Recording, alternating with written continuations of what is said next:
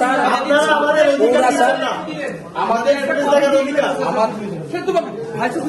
বলো না এই হয়ে গেল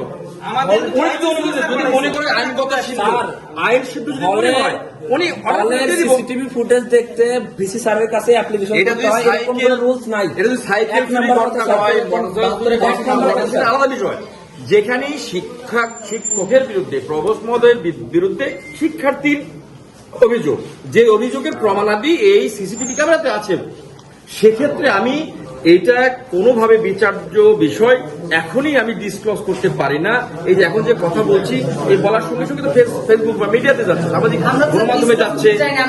হ্যাঁ, আমাদের ওই দিন রাতে আমরা আপনাদেরকে প্রস্তাব দিছিলাম যে আমাদের ডাকসু এবং হল সংসদের নেতৃত্ব সহ 15 জন স্টুডেন্ট আমরা এখানে থাকবো, সিসিটিভি ফুটেজ আমাদের স্টুডেন্টদের সামনে আপনারা দেখাবেন, কিন্তু আপনারা ওই দিন ওই দেখানোর সৎ সাহস পর্যন্ত করেন নাই। মানে আপনাদের এইখানে স্যার আপনারা এখানে সাহস নাই, এই কারণেই যে আমরা সাহস করলাম না, আমরা খারাপ করলাম না, আমরা কিন্তু একটা নির্দিষ্ট বাউন্ডারি এরিয়ার মধ্যে আমার বসবাস, একটা নিয়মের মধ্যেই আমার জব। আমাদেরকে স্যার আমি তোমাদের মধ্যে খাপ খোলা হলে তো আমি বলতেই পারতাম, তোমাদের হলে করে যাবেন, বিচারের দায়িত্ব তো আমাদের না, ফাইন্ডিংসটা আমাদের দায়িত্ব স্যার। যা বলার বলে দিচ্ছি,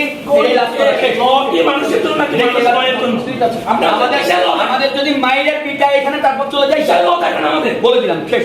মাইরের পিঠায় যারা দিয়ে মারাবেন মারান, পুলিশ দিয়ে ছাত্র দল দিয়ে যারা দিয়ে মারাবেন মারান, আমি এখানে দাঁড়ায় আছি, যদি মাইরে নিয়ে যাইতে পারেন দেন। আমার একটা জিএস হসপিটাল আছে, আমিও হসপিটালে যাবো, আমি আইসিইউতে যাবো, তারপর আপনার যা পারেন করেন, বলে দিলাম শেষ। আর তো নেই, আমরা একটা কথা বলবো না, শেষ।